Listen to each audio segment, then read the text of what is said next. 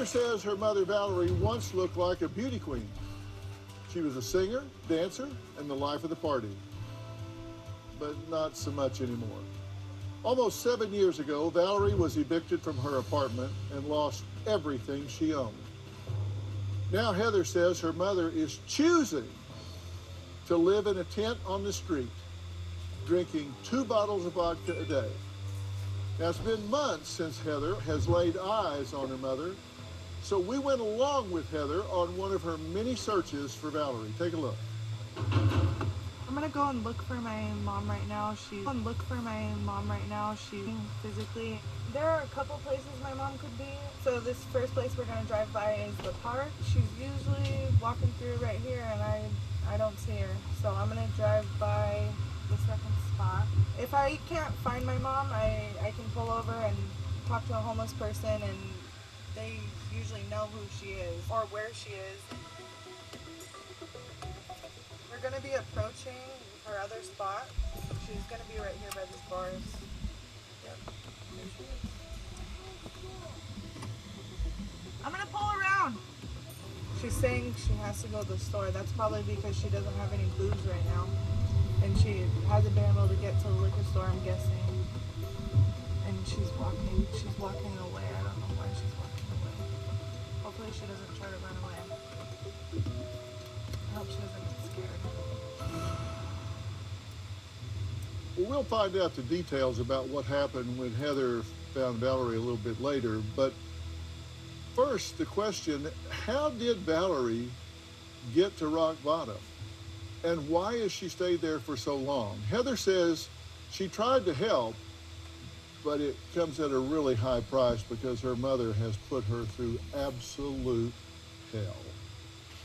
My mom has been an alcoholic my whole life. I was 8 years old, and I remember I woke up hearing my mom choking on her own vomit, so I propped her up with pillows so that her airway could be cleared, and I'm sure she would have died that night. By the time I was 12, my mother would throw plates and come after me with rakes and shovels. There were many nights where my mom would be in a blackout, rage, drunk, and wake me up, hitting me, and she would throw me out of the house. When I was 14, my mom was drunk and tried to drive the car, so I told her, look, I'll go get the booze for you. But unfortunately, I had been drinking as well, and I ended up crashing the car. As my mother's drinking got worse and I got older, I started getting resentful and angry. I started running away, drinking and using hard drugs. While I was in juvenile hall, my mother was evicted from the apartment. My mother was going out of the apartment naked, fighting with neighbors, but instead of taking any responsibility for anything that happened, she blames me for everything. I lost my everything for you. To just wrap my car around a tree. After my mom was evicted from her last apartment, she went straight to the streets. My mom says it's all my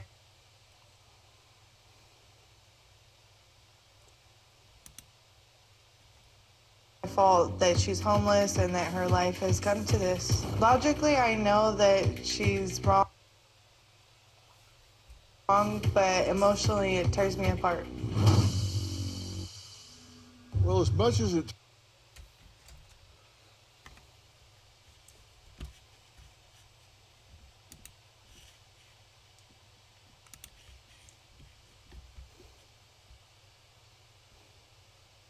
But she was abusive to me, and when I would stop going to visit her, she would try and find me.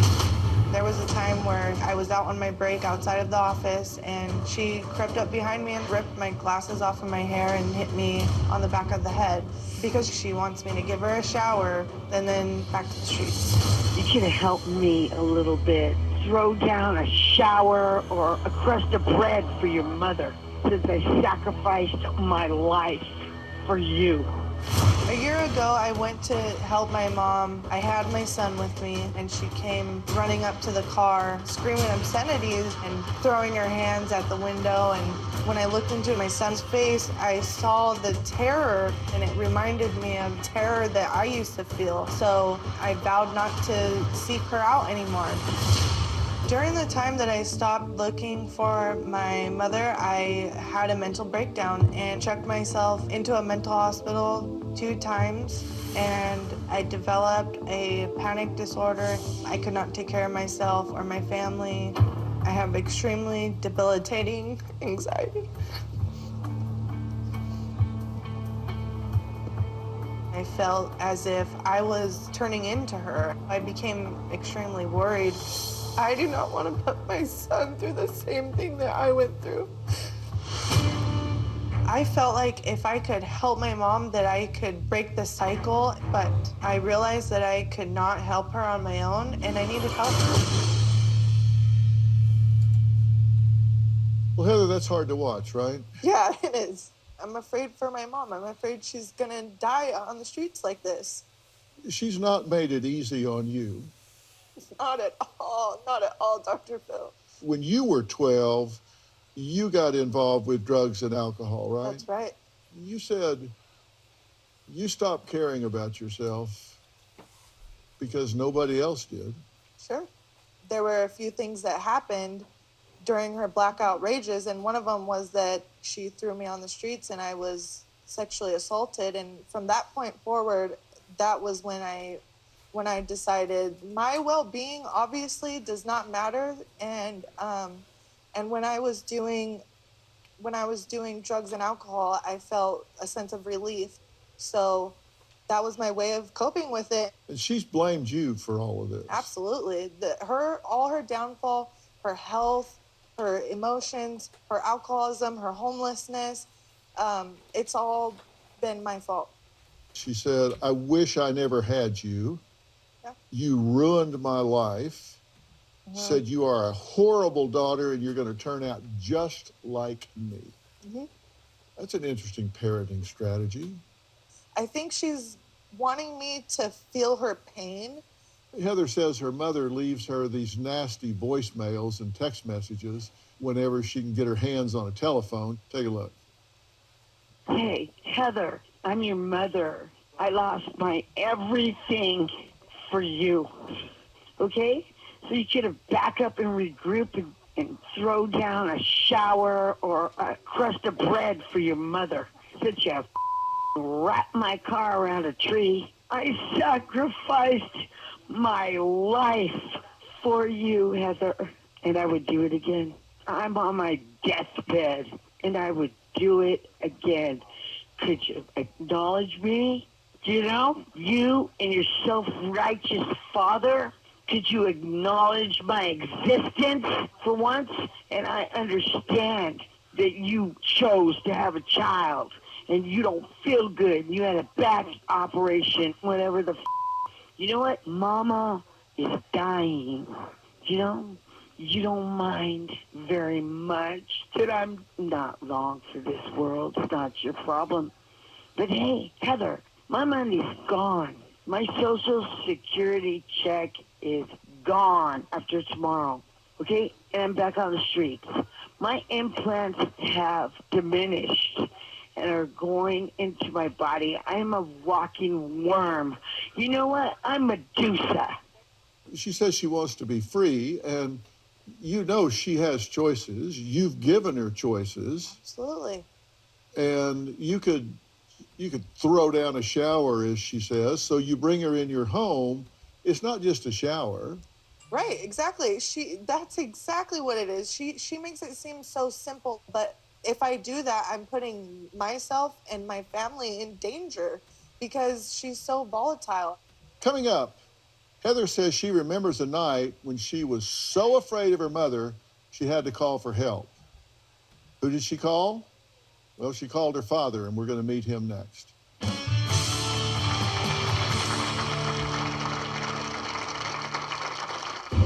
I try to look for Valerie almost daily.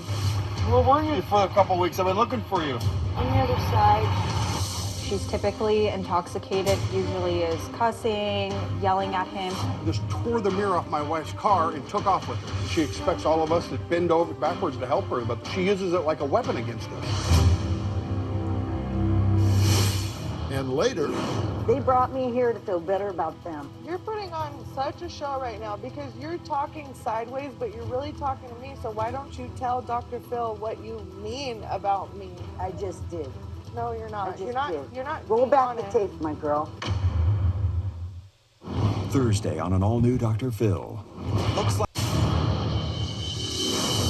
There was a time when I was 8 years old where my mom was extremely drunk and she was naked, swearing and throwing things. I was extremely afraid and I called my dad for the first time to come and save me. My dad took custody over me. My mom did get sober after that and she regained custody. I was absolutely hoping that my mom would stay sober, but my mom went straight back to drinking. well, Heather's parents never married, but she says her father, Peyton, did try to protect her from her mom, Valerie, but he too was struggling with addiction. Now, Peyton and his wife, Samantha, look for Valerie every day on the streets because they fear she is knocking on death's door. I met Valerie when I was 20 years old. 2 years later, we had Heather. She really took to being a mom. She loved it. When Heather was about 2 years old, I went to prison, and I didn't get back out until she was about 6 years old. The day I got home, when I saw Valerie, I realized she was completely drunk. The music was blasting. It's 2 in the afternoon, and she had a nightgown on, vacuuming, drunk. I packed what little belongings I had, and I left. Valerie and I never got married, but we always just kept tabs on each other. I try to look for Valerie, almost daily. My wife and I, Samantha, make sure she's still alive and she's not starving to death. Where were you for a couple weeks? I've been looking for you. On the other side. When Valerie calls Peyton for help, she's typically intoxicated, usually is cussing, yelling at him. Did you acknowledge my existence for once? Valerie's addiction and alcoholism makes her really volatile. One time we got a call that Valerie had been assaulted. We rushed over there. Her face was all swollen and bloody. Valerie was the instigator, and she fell and hit her face on the shopping cart. She asked us not to call the police, and we didn't. It just so happened that the police had seen Valerie and pulled over. Valerie thought that we called the cops on her, so she came back and just tore the mirror off my wife's car and took off with it. I was like, how could she do that? Just moments before, my wife gave her the sweater to wear. I think Valerie likes living on the streets because she uses it like a weapon against us.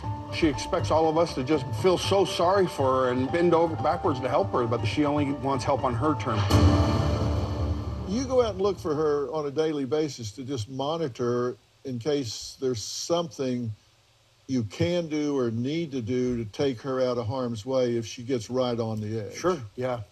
And I'm worried that she's coming to the end of her time, One day I'm gonna pull up and she's just gonna be dead, And I'm worried about my daughter. I didn't agree to do this story for Valerie. I'm just telling you honestly. I agreed to do this story for you and for your little boy. Peyton, you've been sober for 9.5 years. Yes, sir. I look at what you came up through in terms of your parents, both of them being addicts, both of them being incapacitated at different times, your dad being gone and incarcerated. You start drinking and drugging at 12, kept drinking until 21. Then finally you got sober. You've been sober 7.5 years now.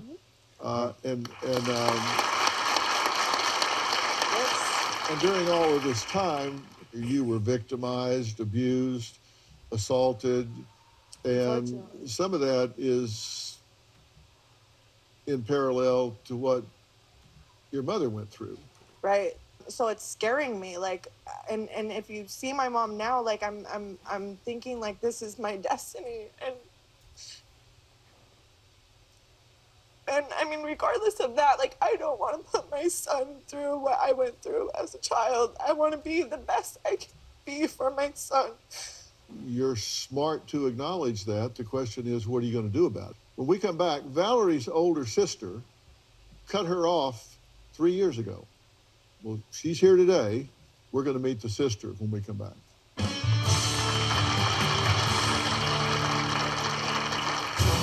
For a very long time, I enabled Valerie in her addictions because I felt bad for my little niece. My sister used that as a pawn all the time. So you're just gonna let your niece not have lights. and be cold. How could you do that to your niece? It was a constant guilt thing.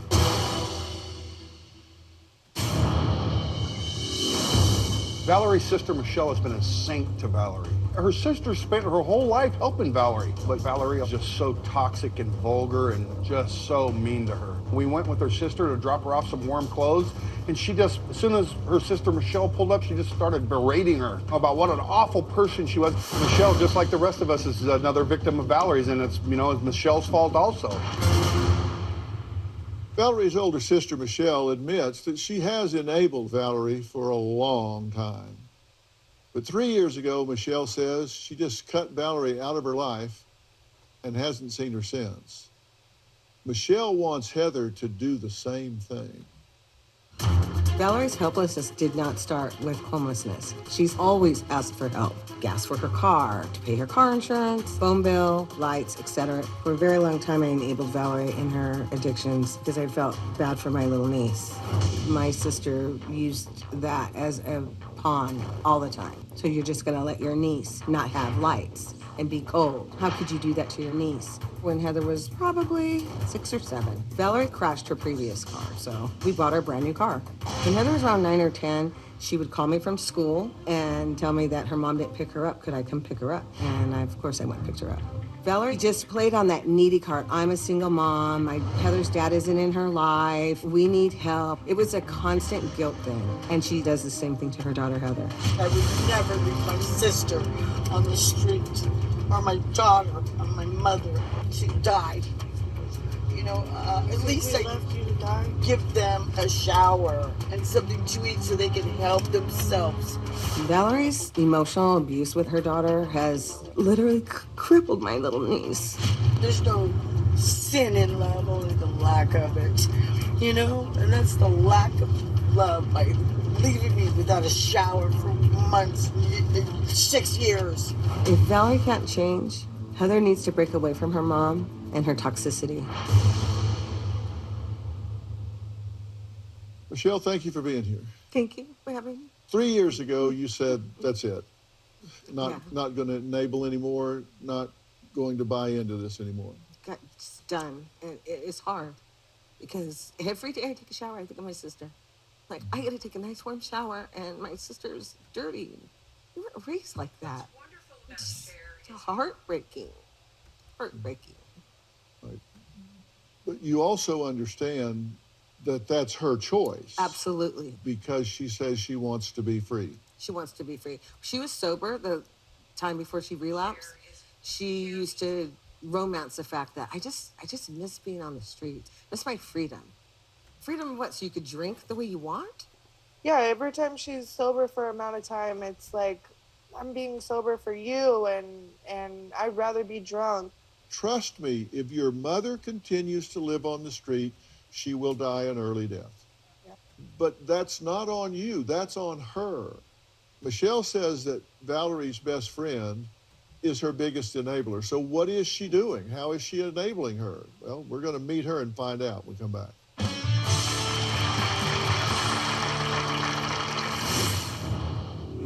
It's like standing on the end of the dock and you've got one life preserver, and here's a person over here trying to drown themselves, and here's a 2-year-old child over here fighting for life.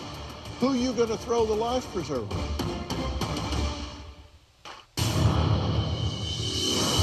Valerie met Jenna Lee over 20 years ago, living in the same apartment complex. Jenna Lee's a very kind person with a big heart, but she enables my sister. Jenna Lee lets Valerie use her address as her mailing address. Jenna Lee brings Valerie her debit card. She takes Valerie her driver's license because she loses it every 2 weeks. She needs to stop helping my sister because she's making it too easy for her to stay on the street.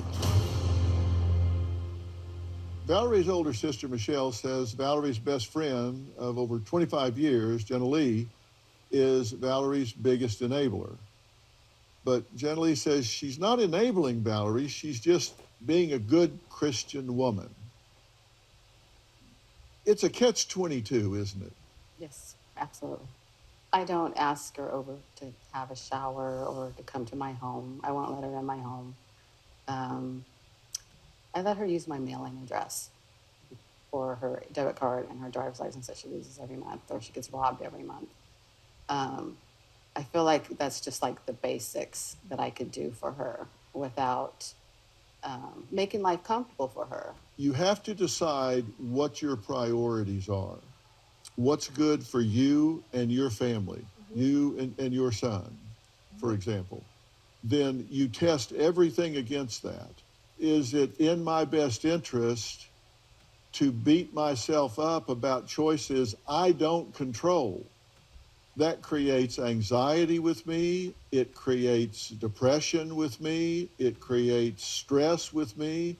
And that means my son's not getting 100% of his mother. So I'm giving a portion of my son's mother to my mother. And my son gets, 60% of his mother? He's paying the price for choices she's making. It's like standing on the end of the dock and you've got one life preserver, and here's a person over here trying to drown themselves, and here's a 2-year-old child over here fighting for life. Who are you going to throw the life preserver? Think about what I just said. Heather was able to get Valerie here to the studio.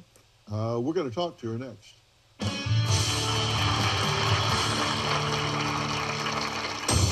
So how do you feel about getting some help and not living like this anymore? I want to be free. So what does that mean? I just want to be free to do what I want to, and it turns out that This isn't so free anymore? How long has it been? years. Sorry, Mama. It's been years.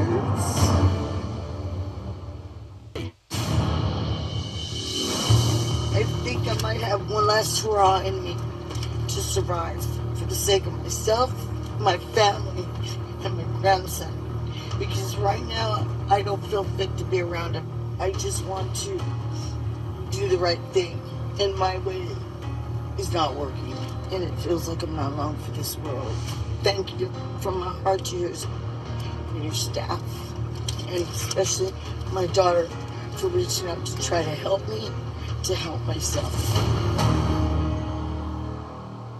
Well, that was Valerie in a video shot by her daughter Heather, who wanted to bring her mother to meet with me. Now, Heather says she's tried to cut her mother out of her life, but the guilt of leaving her alone on the streets in a tent just kills her.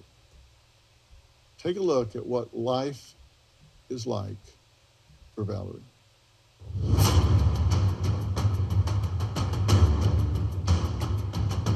How are you feeling today? I'm hungry and I need to get a drink. You need to go to the store? Yeah. You need some booze? Yeah. I have a little sip, but I've been waiting and... How much do you drink a day? Well, can I show it? You can show it. Okay. 2 or 3 of these. 2 or 3 a day? Mm-hmm. At least Okay. 2. Okay. Where do you get the money to drink? Well, I have an income. Well, I know I probably should spend it on alcohol, but I do. How do you feel physically? 'Cause I have no hair, Yeah. and I don't know why, and it's scary. So how do you feel about getting some help and not living like this anymore? I want to be free. So what does that mean? What do you mean you want to be free? I just want to be free to do what I want to, and then it turns out that This isn't so free anymore? How long has it been? years. Sorry, Mama. It's been years. How do you want me to help you? Okay. Like, if I could just feel a little better about myself, like getting a shower, then maybe I'd feel better. Are you saying that if I to give you a shower that will help you get sober? It would make me feel loved enough to maybe, try again, But to drop the ball completely and just totally throw me away was really hard on me. I cannot invite you into my house because you're a violent drunk and you create. To take a shower, I could handle it. I don't want to subject myself to that anymore. The tough love thing is an excuse to drop the This ball. is where we don't agree. I disagree. You have assaulted me. You've attacked me. You've screamed at me. You did that to You've me. brought chaos into my life. Then why are you here? This is my last shot to help you. You could throw me a scrap of food and help me get a shower somehow, even if it's not in your house. If I were to take you right now, would you go with me to treatment? My alcoholism, my disease tells me no, because I am a bottomless drunk. And to be honest, I'll never be ready. I want to help you. Are you ready to take the first step to meet Dr. Phil? I get to meet him in person? Yes. Yes. I love you, Mama. Well, joining us in the audience is Valerie. Valerie, how are you? Doing the best I can, thank you, sir. All right, good. Right now, you're living on the street, right? You live in a tent? How long have you been on the street? This time, going on 8 years. What are you hiding from out there? I don't know, it's just this thing that keeps telling me to keep on with the booze stuff. And as much as I try to fight it, it's very strong. When did you start drinking? 9 or 13. When you were 9, you started drinking? Yeah. When is the first time you remember being really hurt in your life? My dad left. Do you remember being hurt when you were 8? Someone came in, and I woke up and they were inappropriately there. And that's all I have to say about that. But Did you tell anyone? I didn't remember till I got sober and I was 22. Mm-hmm. Do you blame your family for your problems? No. I just blame. I feel hurt because I expect them to give me the basic needs to be humane. And they haven't done that. So. Mm-hmm. They don't support your lifestyle. They don't believe in what you're doing, so they don't want to help you do it. They don't believe that you should be living on the street as a drunk living in a tent, so they don't want to make that possible for you, so they don't support that. Yes, sir. Dr. Phil, though, on my worst day drunk, I would never leave my sister on the street. And why wouldn't you? Because I love her. She's my sister. It's the right thing to do. Yeah. So as a God. You'd want to do the right thing. Yes. Yeah. To drop the ball completely with the tough love, I feel bad for the way they've treated me. But if you turned them away, you would feel godless. You would feel bad about yourself. I would feel lower than. So you would take them in so you would feel better about you. They brought me here to feel better about them.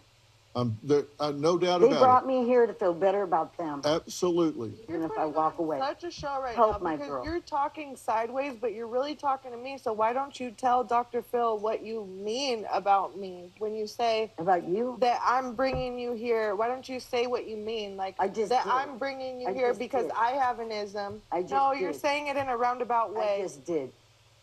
No, you're not. You're not. Roll back the tape, my girl. You're saying you would do that even if it hurt them, if it made you feel better. No, it's not about me. Love is kind, patient. It's all good things. There's nothing tough about it. So do you think that it's love to empower someone to poison themselves? No, I'm not trying to be empowered. It's inhumane to drop your family like an animal, less than an animal. You've done a lot worse than I have out there. And I rescued you. I was there to pick you up, okay? No, you weren't. You were not there to help me Yes, I was. pick me up or protect me. Yes, I was. You didn't do anything Yes, I for was. my whole life. Yes, I was. Well, just so you know, I told Heather before you came out that I would do this show whether you came or whether you didn't. But since you are here, I would very much like to help you. And I'll be happy to roll that tape back for you if you'd like to hear it. Sure. We're going to take a break. We'll be right back.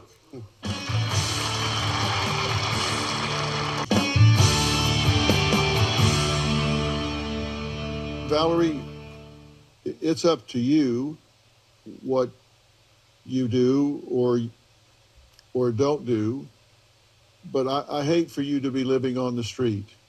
And there is help in every city for people like Valerie and her family.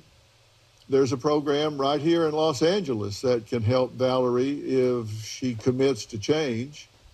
SHARE Collaborative Housing provides disabled people affordable, permanent, supportive housing in single-family homes. And joining us here is SHARE's program director, Jason Robinson, and their peer bridger, Sarah, joins us virtually. Thank you so much for being here. Thanks for having us. Thank you. I think what you guys do is amazing, and this would mean what for Valerie if she wanted to do this and made the commitment to change? We would move her into housing, and we would connect her to people that have the same kind of experience with alcohol issues or mental health issues or homelessness, because it's an important part of it. And I want everybody to know I'm so grateful because there are millions of families going through this. This is a really important issue. And Heather, you're not alone in this either. And we can connect you to a community of people who have similar experience, both in the early trauma and with what they're going through right now in terms of making this decision. And when you say housing, we're talking about real houses in communities. Yep. We find we use single-family homes in nice neighborhoods, and we have people share the house and manage the house together and help each other out. And Sarah is joining us. What do you do, Sarah? I am a recovering addict myself. I was chronically homeless for a number of years. So I know what it's like to need to acclimate to being indoors and the need to acclimate to personal responsibilities, being able to grocery shop and cook meals with a home of people that understand what it's like to come from where you come from as well. So, Valerie, there is a house available. For me? Yes, for you to move into a house. And I think it is an important first step to being really free. If that's something that you would like to do, then when we finish here, I would like for you to sit down with Jason and you guys can talk about details and we can make this happen, and your time on the streets of LA can be over right now. Dr. Phil, I want to thank you. And Mrs. Robin McGraw, you're so beautiful and talented. I thank you from my heart, both of you, and my daughter and my family. And yes, I will take the opportunity. I get it. Well, I'm glad to hear you say that, and we want to keep in touch and see how this unfolds for you. Coming up, how does Heather move on with or without her mother in her life? What's in her best interest? We'll talk about that next. I'm cautiously optimistic that your mother will grab hold and lean into this. I hope so. I really hope she does. These folks are dedicated, and if your mother's going to have an opportunity to ramp up, this is a great place to start. Thank you for coming here to share this. Thank you.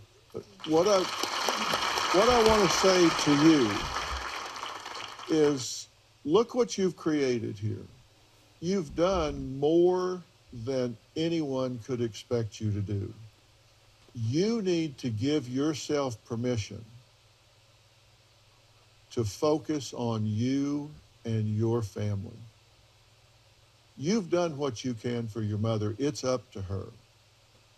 It's like if you throw her that life preserver and she pushes it away, That's her choice. Be at peace that you've done what you can do. This opportunity opened up. She has a home to go to. Okay. What more can you do? I think now, after being with you, Dr. Phil, and it's an honor to be here and to hear your advice, I can let it go. If she decides to take this opportunity, and I hope she does, but if she doesn't, I can walk away with a clean slate. It's like we say in Texas, you can lead a horse to water, but you can't make them float on their Sure. back. You know, Yeah. you gotta do what you gotta do. That's a telegram. I was waiting for one. I want to thank Jason and Sarah from Share and all of my guests today. For more information about Share, go to Share. It's SHARE, selfhelp.org.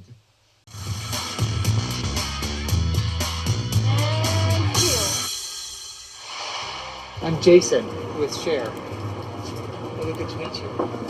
So Valerie, we have housing available. We have single-family homes that we move people into, and we're going to connect you to housing if you want housing. Now? Yeah. Where's the housing located? We have houses throughout Los Angeles County, so what we'd like to do is support you into getting a house in the area you want to be in. I appreciate your help, and I'm willing to accept it wherever, whenever. We can't wait to have you.